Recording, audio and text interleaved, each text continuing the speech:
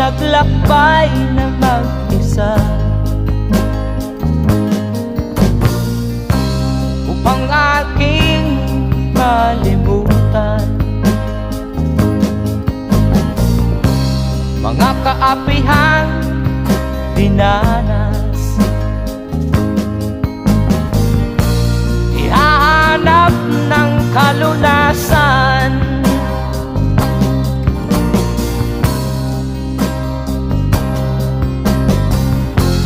kami hinamak ng lubusan, hinapit, tinatawanan,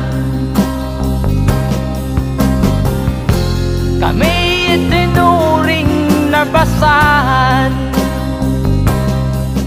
Sila ba'y makatuwid